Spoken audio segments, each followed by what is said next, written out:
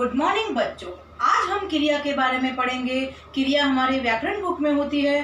क्रिया किसे कहते हैं? क्रिया जिन शब्दों से किसी काम का करना या होना पाया जाता है उसे क्रिया कहते हैं। क्रिया के दो भेद होते हैं, अकर्मक क्रिया और सकर्मक क्रिया। जूनियर क्लासों में बच्चों को दो रूप ही बताए जाते हैं, लेकिन मिडिल क्लास में बच्चों को दो रूप होते हैं, लेकिन वो अलग अलग होते हैं। तो आइए हम समझते हैं कि क्रिया के कौन से दो भेद होते हैं। कर्म के आधार पर क्रिया के दो भेद होते हैं, अकर्मक क्रिया और सकर्मक क्रिया। प्रयोग और संरचना के आधार पर क्रिया के 5 भेद होते हैं जो सामने लिखे हुए हैं। सामान्य क्रिया, संयुक्त क्रिया, नाम धातु क्रिया, प्रेरणार्थक क्रिया, पूर्वकालिक क्रिया। तो पहले हम अकर्मक क्रिया के बारे में पढ़ेंगे कि अकर्मक क्रिया किसे कहते हैं।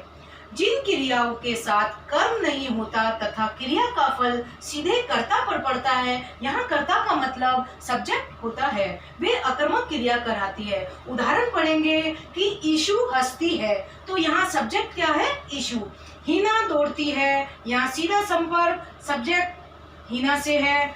सकर्मक क्रिया जिन क्रियाओं के साथ कर्म होता है अर्थात कर्म के साथ रहने वाली क्रिया से पहले क्या लगाकर प्रश्न करने पर जो उत्तर प्राप्त होता है उसे कर्म कहते हैं। तो सकर्मक क्रिया का उदाहरण है, दीप्ति पुस्तक पढ़ती है, मीनाक्षी फल बेचती है, रेखा खाना खाती है। तो दीप्ति क्या पढ़ती है? यहाँ क्वेश्चन आ रहा है, क्वेश्चन मीन्स प्रश्न आ रहा है। दीप्ति क्या पढ़ रही है? दीप्ति पुस्तक पढ़ रही है। मीनाक्षी बेच रही है, तो मीनाक्षी क्या बेच रही है? फल। ये उसका कर्म हुआ। तो सकर्मक क्रिया के दो भेद होते हैं। यहाँ सकर्मक और अकर्मक क्रिया पढ़े हैं, अब सकर्मक क्रिया के भी दो भेद होते हैं, तो हम यहाँ आपको बताएंगे।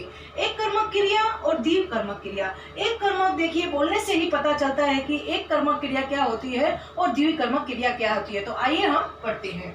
एक कर्मक क्रिया जिन सकर्मक क्रियाओं के साथ में एक कर्म होता है उसे एक कर्मक क्रिया कहते हैं। उदाहरण के तौर पर हम पढ़ेंगे, राकेश पुस्तक पढ़ता है, सोनू फुटबॉल खेल रहा है। द्विकर्मक क्रिया क्या होती है? जिन सकर्मक क्रियाओं के साथ में दो कर्म होते हैं उसे द्विकर्मक क्रिया कहते हैं। तो यहाँ द्विकर्मक क्रिया क्या होगा? दो होगा।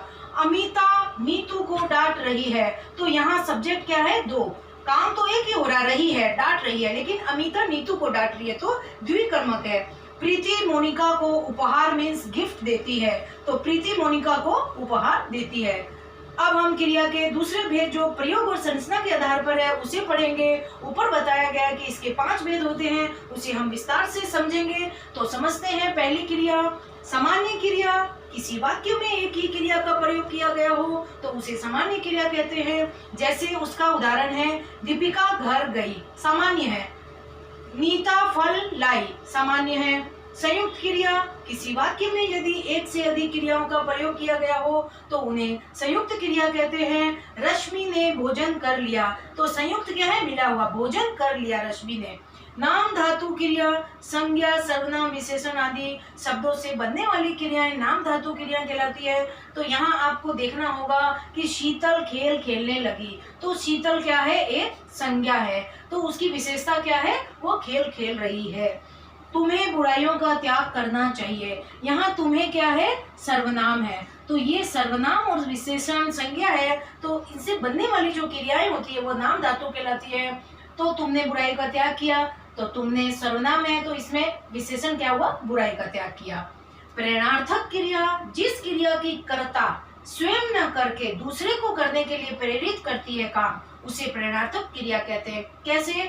प्रतिभा ने उषा से खाना बनवाया, तो यहाँ प्रतिभा ने स्वयं काम नहीं किया, उसने क्या किया? अदर पर्सन, सामने वाले को काम दे दिया, तो उसने क्या किया? उषा से खाना बनवाया।